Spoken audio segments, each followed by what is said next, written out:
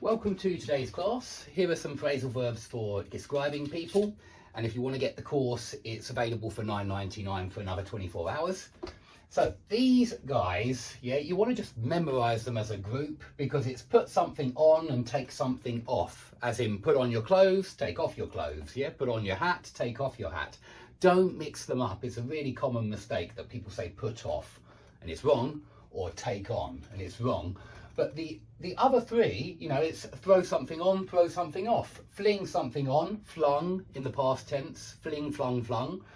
And sling, slung, slung. Yes, he slung on a coat, he slung off his coat. So all of those, I think, are best learned together because they make a lot of sense in that group. But do remember that you can also put the light on. Yeah, we actually very often say that. I know turn the light on is also correct, switch the light on. But we do often say put the kettle on, put the light on. And so you can even put a machine on like a kettle, and it just means turn on then. I can't think of anything else I want to say actually for take off, but those ones are very worth remembering for describing how people get dressed. And if you put on your best clothes, then you dress up. So you dress up, for example, you dress up for a wedding. Yeah, very often you dress up for a party or something like that.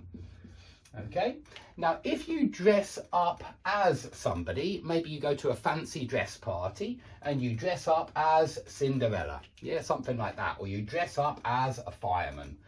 So that means you put on the clothes of that person, to look like that person in order to pass yourself off as that person. And that's a good phrasal verb, in order to pass yourself off as, if you pass yourself off as somebody, it means you manage to disguise yourself as that person and everybody believe, you look like a good fireman or whatever.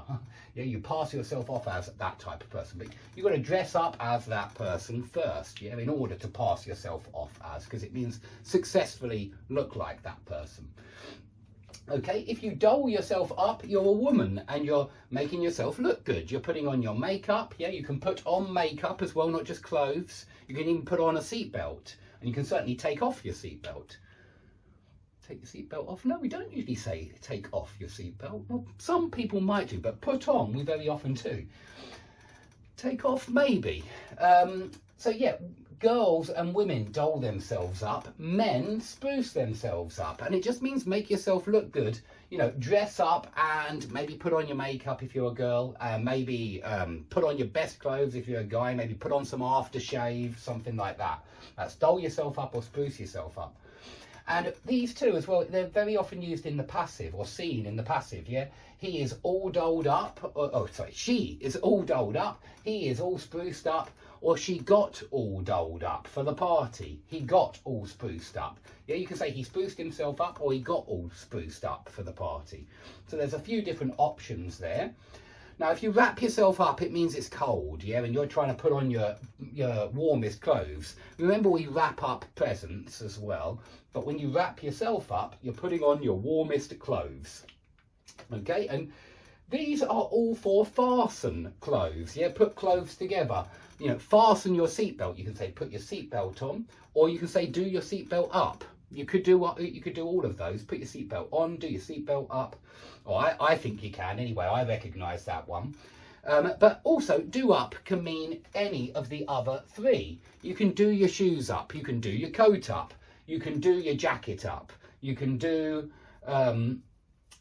your shoes as well. So it certainly means tie up as well. And if you've got a coat with a zip, you can still say do it up, which means zip it up. So zip it up is only for zip.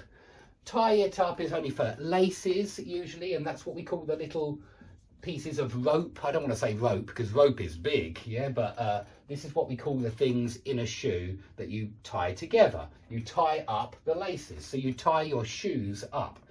And you button your shirt up, but you can also do your shirt up. So please understand that do can be used in place of the other three.